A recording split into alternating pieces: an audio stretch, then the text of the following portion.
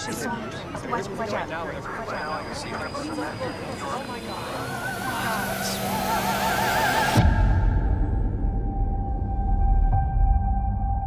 shock from the attacks in New York and D.C. reverberate across the entire nation. What we're facing is a national emergency. We are proposing the Treasury Fund offering compensation to the victims. Ken, we'll have to negotiate all settlements. The victims and their families will be compensated based on economic value lost. That's where the formula comes in. 80%. Any fewer come aboard, the lawsuits that result could crater the economy.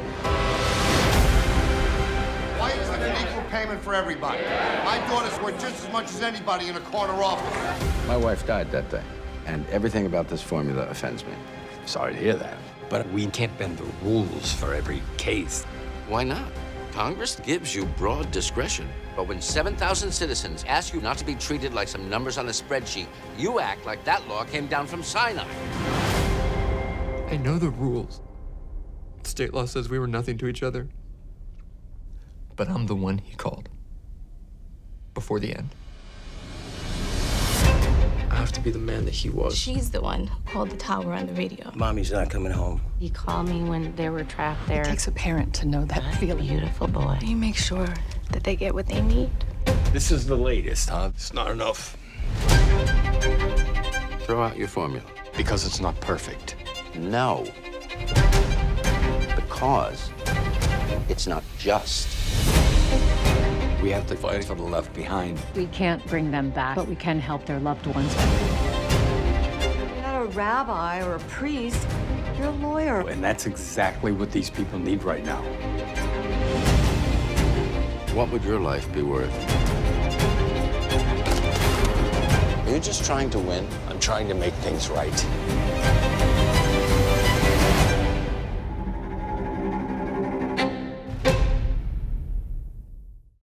Hello, everybody. This is Clifford Channon on behalf of the 9/11 Memorial Museum, welcoming you to a very special program that we have today.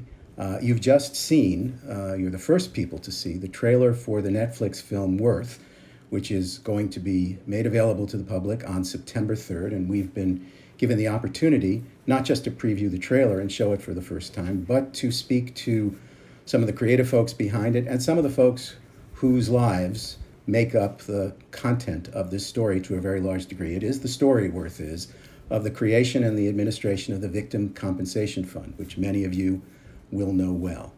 It's an extremely powerful story of something that in the telling may seem like a bureaucratic set of anecdotes, but in fact, the film captures very well, in my view, much of the emotion and much of the tension involved in those immediate years after 9/11. I'm going to introduce the folks who are here to speak about the film today. Charles Wolfe, a family member who lost his wife Catherine on 9/11. Ken Feinberg, who was the special master of the Victim Compensation Fund. Camille Biros, who is the administrator of the fund, and I will add here, like me, a native of Canarsie, Brooklyn. Laura Benanti, who plays Karen Abate. Michael Keaton, who plays Ken Feinberg. Writer-producer Max Borenstein, and director Sarah Colangelo. Welcome to all of you. I want to start with a question that will divide you into the creative side and the historical side, if I can call it that. So the film itself begins saying it's based on a true story, which means it's not exact and not intended to be such, but obviously coming right before the 20th anniversary of 9/11, we are talking about a big moment to think about that event. And so let me start with the creative folks first. As you were coming to this subject, what constraints did you feel in relation to the history that you were trying to tell here? You did not, I don't believe, have full license. And for the folks on the historical side, what license were you willing to allow as you thought about how your story was being told? Let me start with Max, because you were the writer of the film.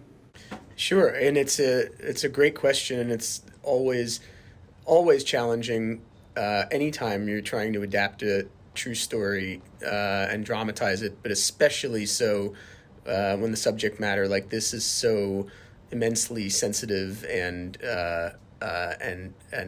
important to all of us. Even, every American has an emotional investment in the tragedy of 9/11, whether we lost anyone ourselves or just simply were citizens who were, impacted by it. And so it's always a question that has to be answered, I think, on a kind of moment-by-moment basis as you're approaching the material. For us, it was really important, I think, from the beginning, from the sort of screenwriting moment. Reading Ken's memoir was the first that I really became immersed and learned about any details behind the fund. I was sort of vaguely aware of it as something that was part of the aftermath of the events of 9/11, having read some articles, but it wasn't until I read Ken's memoir that I really became aware of the nuances and the details.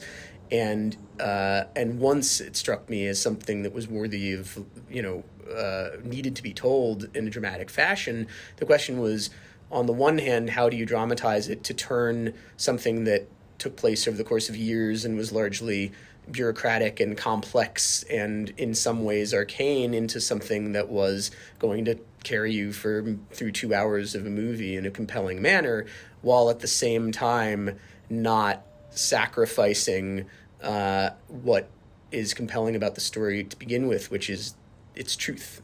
And so I think it was incumbent on us to make sure that we were paying devotion to what felt like the true story, while at the same time changing facts here and there when they felt like they were in the service of a larger truth. In the sense of, if it meant compositing some characters who were victims, part of that had to do with protecting the fact that we're not exploiting any individual stories, but we want to get to the truth of people's loss. So in some cases we were using people's words if we were given permission, or we were compositing and kind of telling what felt like an honest account, even if it wasn't exactly specific to an individual.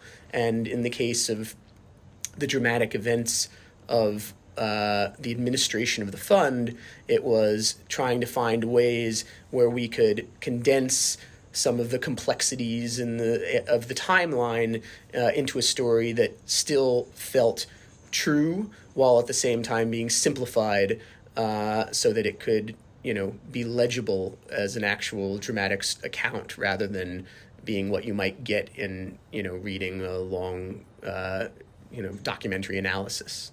Let me turn to Sarah then, because, you're on the set, you're making these choices, and, the performances are quite remarkable, both in the emotion they express and in the restraint with which they express it in many ways. And, I'd like to understand how you walk that line and what you were not willing to cross in moving forward with the film. Well, I think, I had a beautiful script from Max, and I think it was beautiful because I think it took out a lot of unnecessary information and detail that wasn't going to necessarily help the emotional journey for the audience.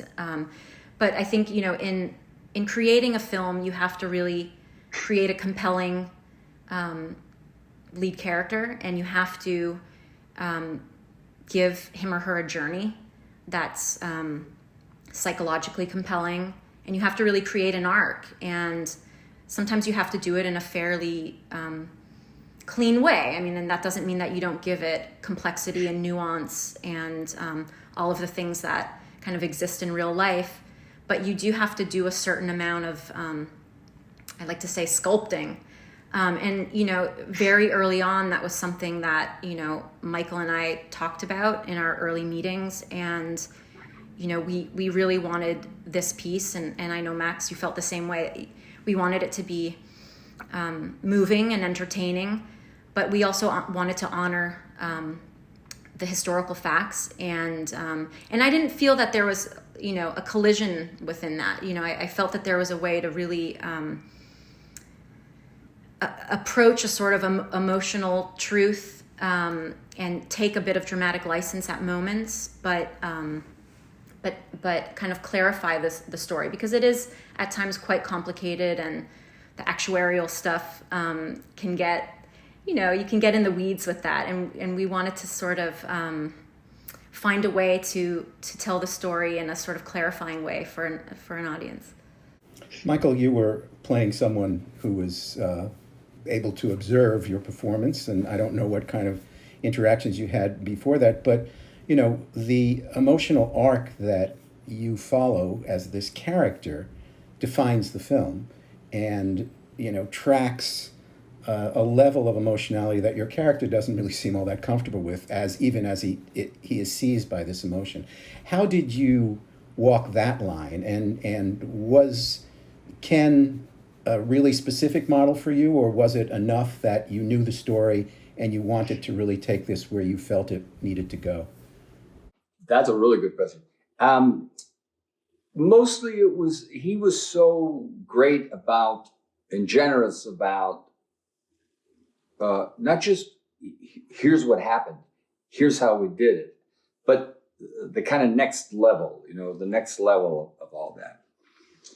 So frankly, you know, I've played real people who exist a few times, and the first thing for me anyway, you know, you want to not have to, you don't want to be subservient to it. You don't want to have to.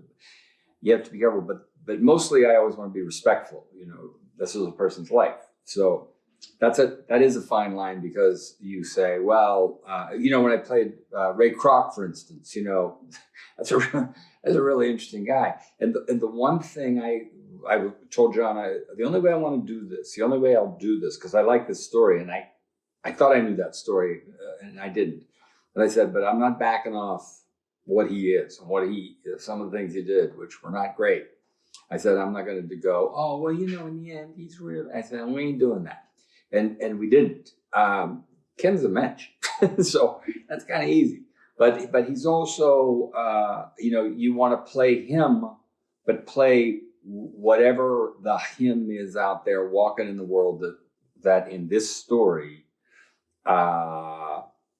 is, you know, I'm just the guy going out there. We actors, and because it's around Ken's story, you're just out there saying, we're all on the same team, right? We know what we're doing. Everybody know what we're doing. Okay, you do this, you do this, you do this. And as the actor, I always see myself saying, my job is just to go out and help tell the story. So I'll go out there and I'll, you know, they'll either shoot at me and kill me, or I'll go to the front lines and this will work. So you got to be, and then, you know, on top of that, you have the subject matter, you know, and to me, this was, I don't want to say life-changing, but it man, there's not anybody walking the earth with a pulse right now, an American, who it didn't either change or shake them to their core or feel something. And that responsibility is kind of, that's, you know, you have to be respectful. Sarah and I and Max and Ken later on had that conversation. And Max, I met before anybody, because a long time ago, Max comes to me and has this meeting, and I thought, this is really good writing. It's about something I really care about. And I think you need to have this story told. But we couldn't figure out quite, I mean, Max, I think, will agree. You go, yeah, but what is it? You know, how do you, I see movies on a screen, the time is different. You know, if you say, what's the real story here? That's one thing.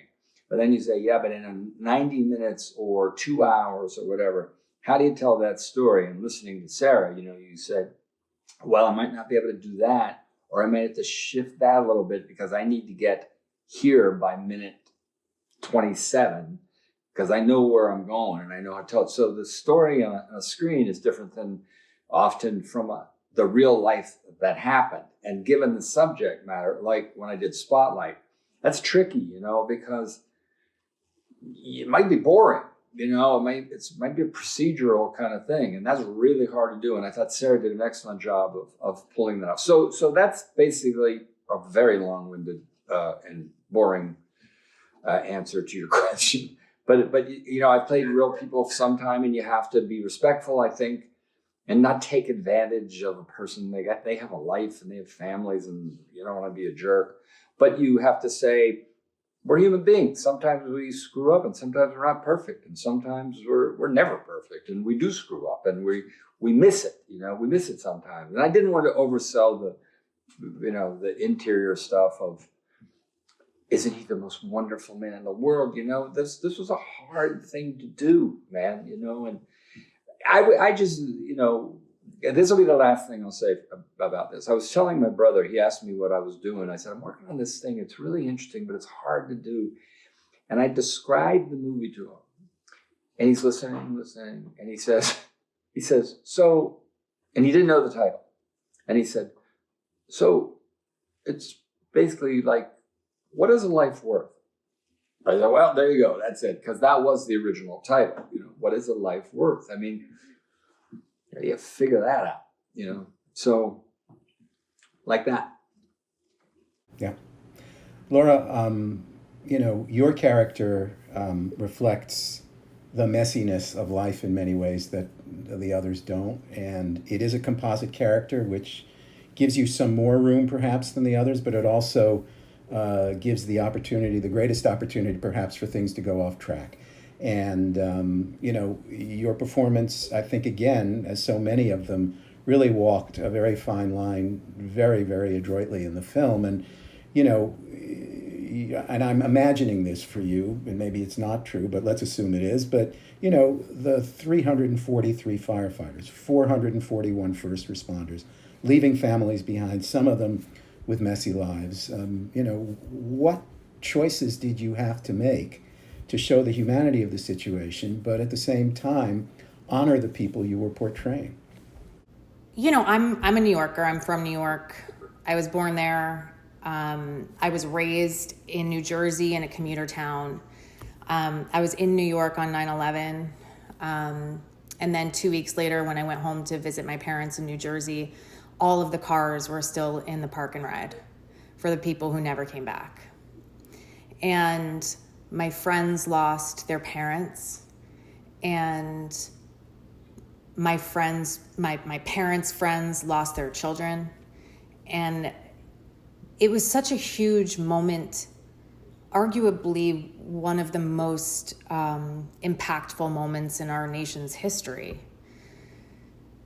And so there is a tremendous responsibility to sort of, I don't want to say get it right, because I feel like as actors, when we try to get it right, we almost always get it wrong. But there was a sense of responsibility to me because I knew these people. I know these people, especially as a New Yorker. And while my character is a composite of, multiple stories, I view her as a real woman who suffers unimaginable loss more than once, without giving too much away about this character. But the loss of her husband, and then the loss of the life she thought she had.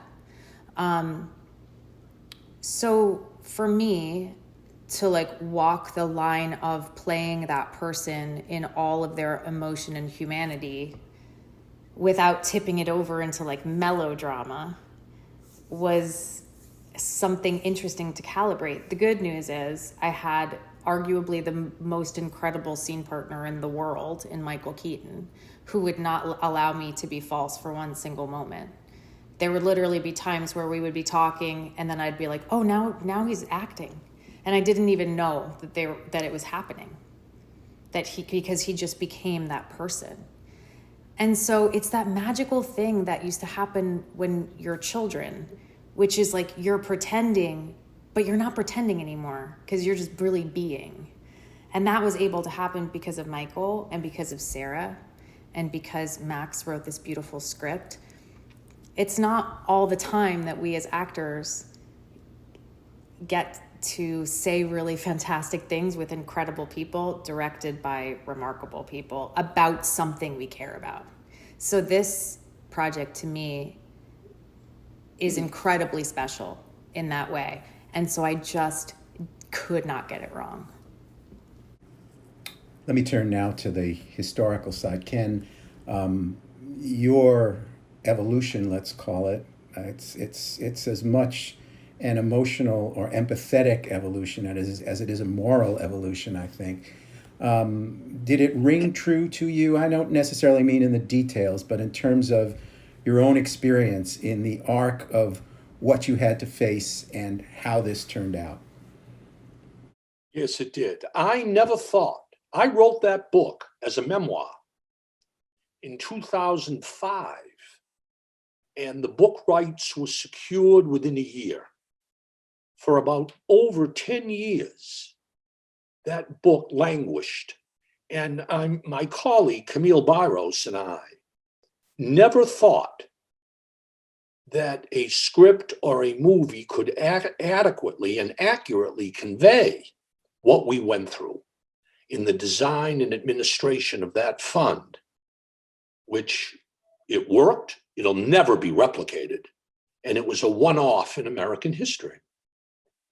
And much to my pleasant surprise, and Camille can speak for herself, but I think what Max did and what Sarah did, and then what Laura and Michael and Amy Ryan and Stanley Tucci, what they did in successfully, in my opinion, capturing what we went through, debilitating. And we did it. And I give tremendous tribute, really, to the script, the director, and the actors, really, because I was dubious more than one occasion. And yet, Worth pulls it off, I think, as well as one could expect.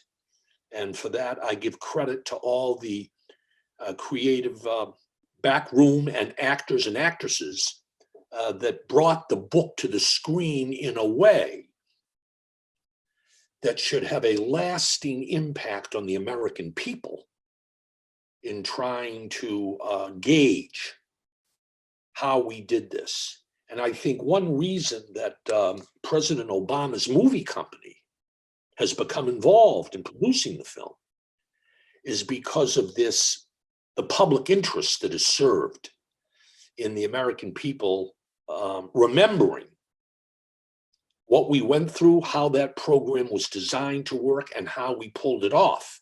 And that is conveyed on the screen. Camille, let me ask you, your character is really sort of the beacon throughout the film. She understands what's going on, what the dynamics are, what needs to happen well before anybody else on the team. Again, this may or may not be 100% accurate, but my question to you is really, how does that happen, that you get this sense of what the needs are and how the formula that is supposed to take care of this can't, and how it needs to be adapted? Well, don't forget that we had a lot of assistants working and putting this program up in such a short period of time. We had folks from the Department of Justice working with us and supporting us in our effort to put this program up by December of 2001.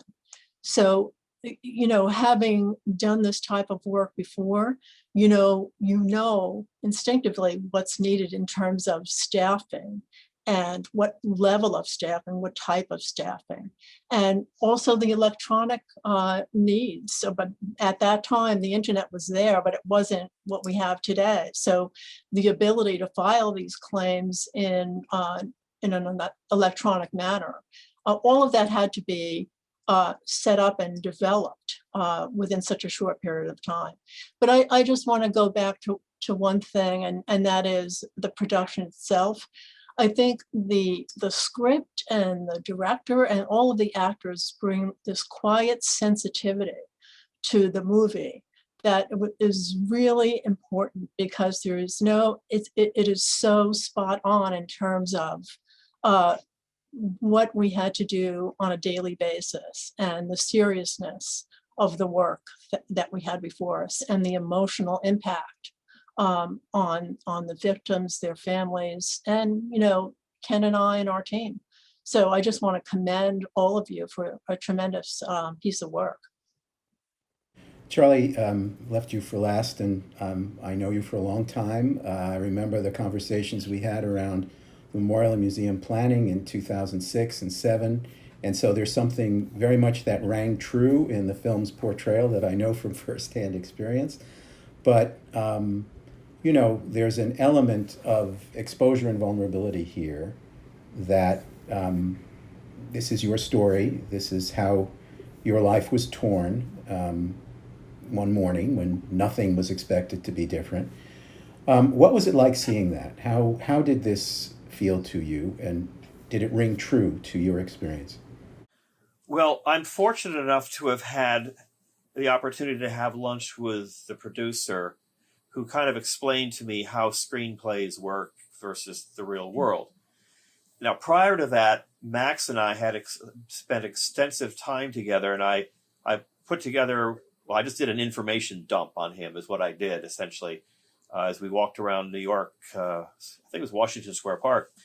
So by the time I got to the theater that night, I had kind of calmed myself down because I'd never, ever had the experience of, I mean, just imagine, I mean, I've done stage work, I sing, but to have a movie of the work you did, when I really didn't tell many people about it, not even family members knew what I did.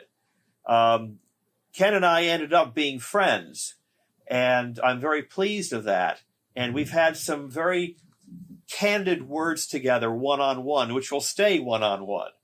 But I respect him immensely. But the idea of seeing myself and all this work I did right here at this desk where I'm sitting right now, mind-blowing. Mind-blowing.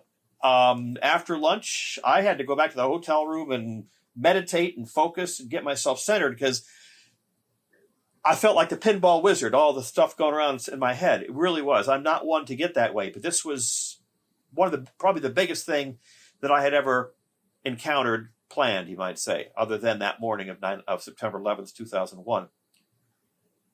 And I got to the theater and happened chance to get to say hello to Stanley Tucci before the film started.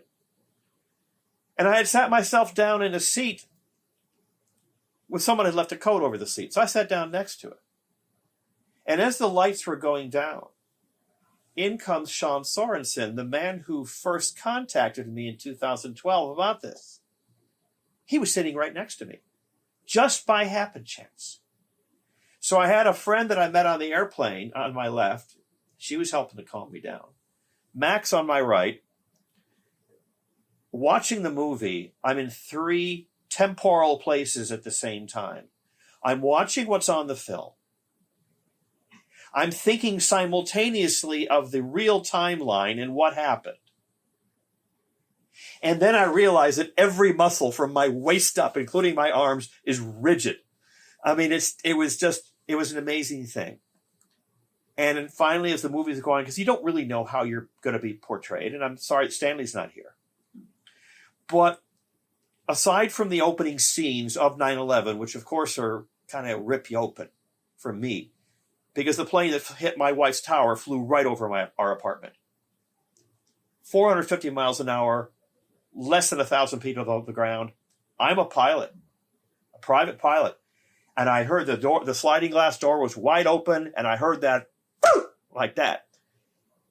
And I said, what the is the military doing exercises in the middle of Manhattan? Because I knew instantly it was a twin-engine jet at full throttle.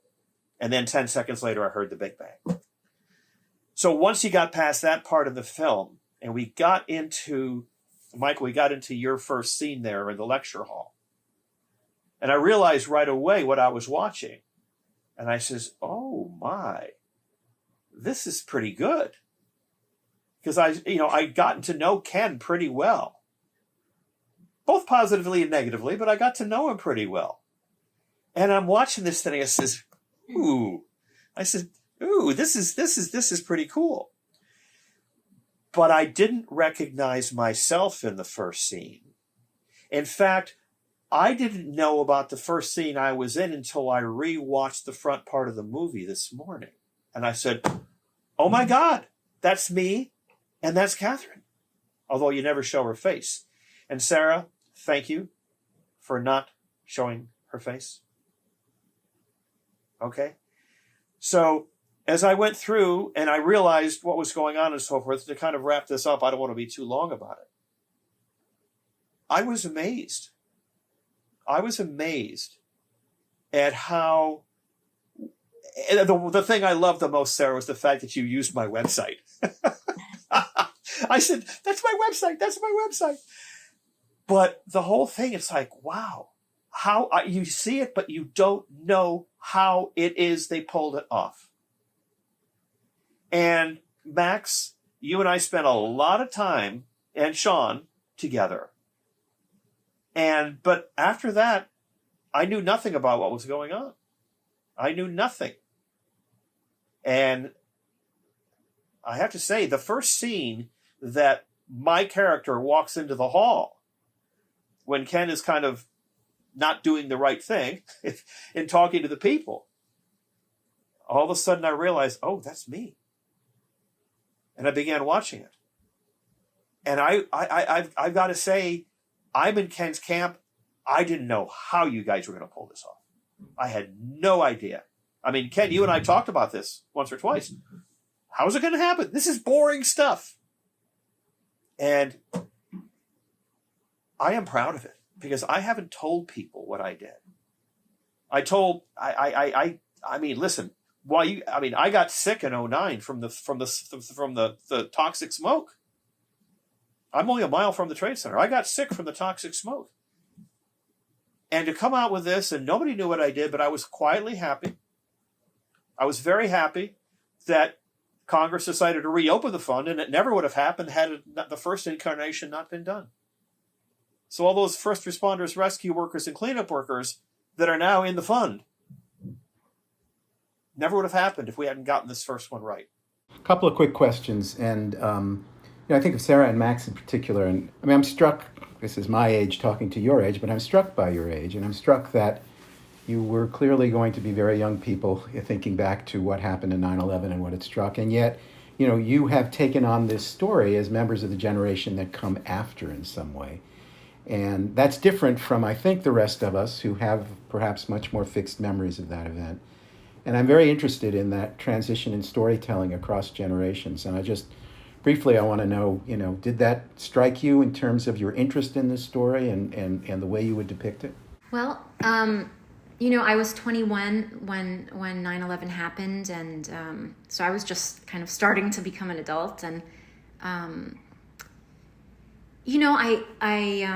there were certain things that really kind of affected me when it happened. I kind of had terrible anxiety. I couldn't fly for a while. I was someone that could fly from different corners of the earth by myself and would go on trips, and suddenly I found myself nervous on flights. And so these were little details, I guess, that I put in the film, in small ways. Shinori Ramanathan and I talked a lot about kind of what her maybe phobias were.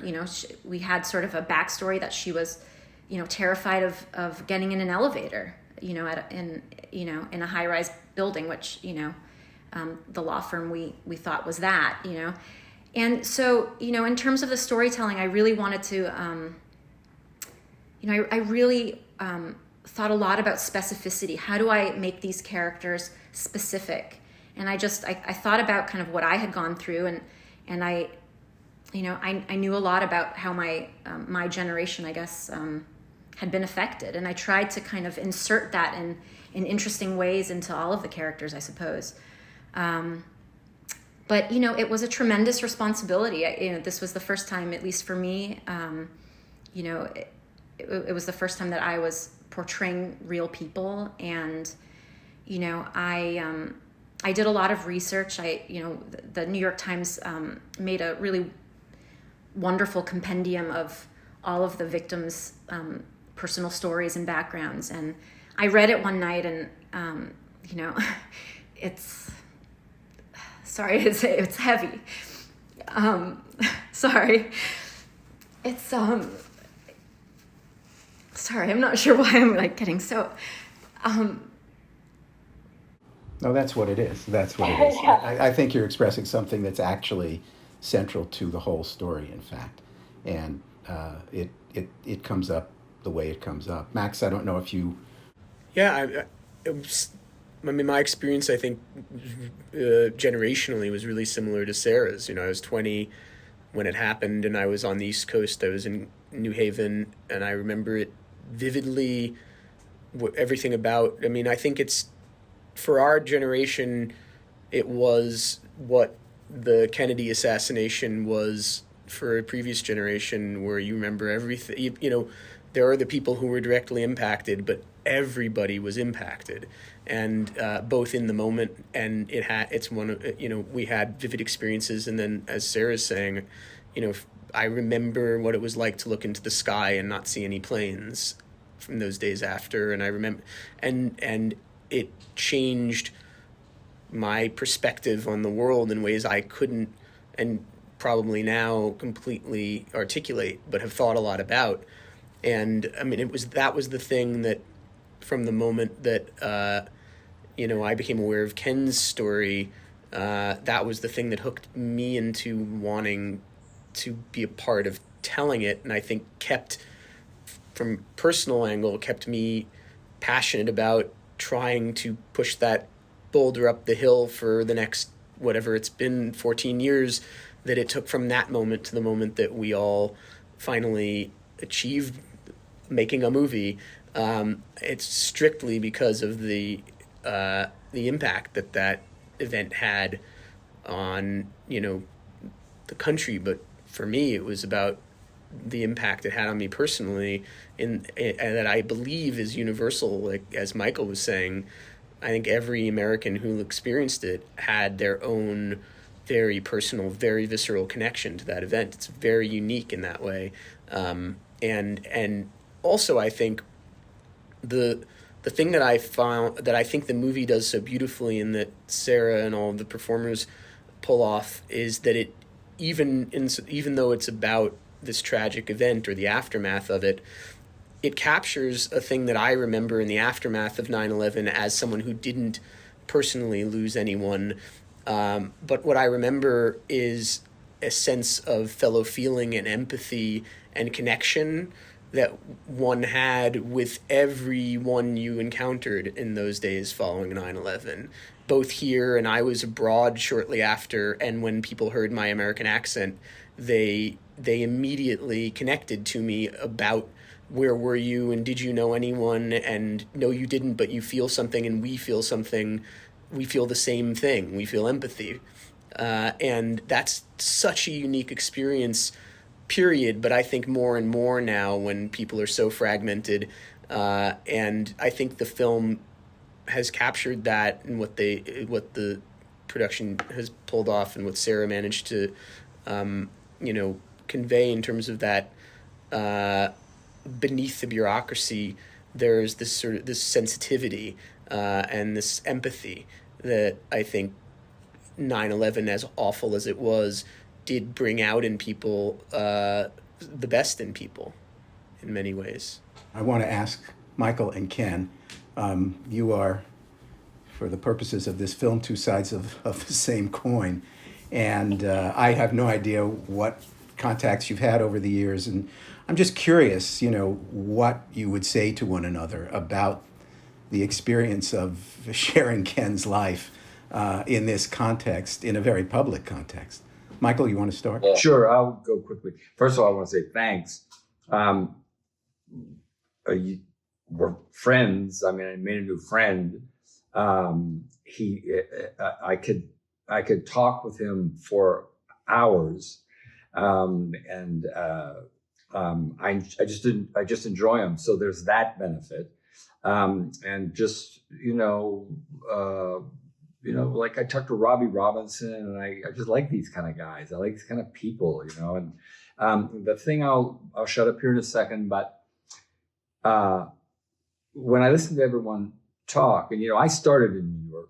I started in Pittsburgh, really, but I started doing what I do for a living in New York, and then I early on moved to Los Angeles. So I don't live in New York, but I know for me personally how much that changed me and meant to me. But when I hear all of you talk, and it's because everybody cared so much about this. It's important. and Ken and I talked about this, and I'll let him talk about it. Sadly, he couldn't, even he, and people like he and Charles and everyone probably couldn't pull this off now. It actually hurts to hear me say that, but the way they work now in the government, I seriously doubt that you could pull this off. It was an amazing thing, an accomplishment. I would just say this, and that is, before they started filming, Camille and I went to Brooklyn, New York, to meet with Michael and with Amy Ryan. And I think we spent a couple of hours with them before the film. And Michael just penetrating questions, not about the script, but what was it like? How did you deal with the families? What about injured survivors? How did you calculate worth? How did you prepare for the? He wanted to get in, and Amy the same way with Camille, wanted to get into our shoes in trying to make a movie out of this book, even with a great script. Michael, I was so impressed with his commitment to the book and getting inside the book, the empathy, the emotion. And it was remarkable to me watching book to script, and now script to film, and Sarah, etc., fabulous. But Michael Keaton took the time with Amy Ryan. Amy cornered Camille for a couple of hours in Brooklyn. What about this? What about this? What about this? And yes, I've made a friend of Michael, and I know that because my kids, who said, "You mean you got Batman playing you, Dad?" They gave it the seal of approval, and for that I thank Michael. And the film will live forever. So Michael's an honorary member of the Feinberg family, and I think Camille would say about Amy Ryan. It's a great way to conclude. Just to let our audience know, this is because of schedules and everything, we had to record this in advance, so we're not taking questions today. But it really has been remarkable to hear from all of you, and it's very clear how personal this was to you. And I will tell folks out there that the personal commitment that you've seen demonstrated during this conversation is very much felt throughout the film.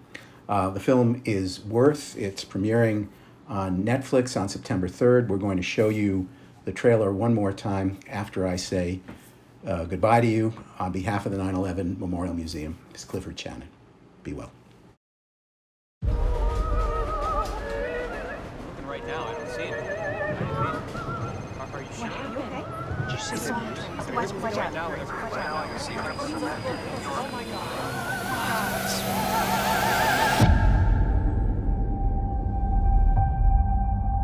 The shock from the attacks in New York and D.C. reverberate across the entire nation. What we're facing is a national emergency. We are proposing the Treasury Fund offering compensation to the victims. Ken, we'll have to negotiate all settlements. The victims and their families will be compensated based on economic value lost. That's where the formula comes in. 80%. Any fewer come aboard, the lawsuits that result could crater the economy. Why isn't it equal payment for everybody? My daughter's worth just as much as anybody in a corner office. My wife died that day, and everything about this formula offends me. Sorry to hear that. But we can't bend the rules for every case. Why not? Congress gives you broad discretion, but when 7,000 citizens ask you not to be treated like some numbers on a spreadsheet, you act like that law came down from Sinai. I know the rules. State law says we were nothing to each other. But I'm the one he called. Before the end. I have to be the man that he was. She's the one who called the tower on the radio. Mommy's not coming home. He called me when they were trapped there. It takes a parent to know that feeling. Beautiful boy. You make sure that they get what they need. This is the latest, huh? It's not enough. Throw out your formula. Because it's not perfect. No. Because it's not just.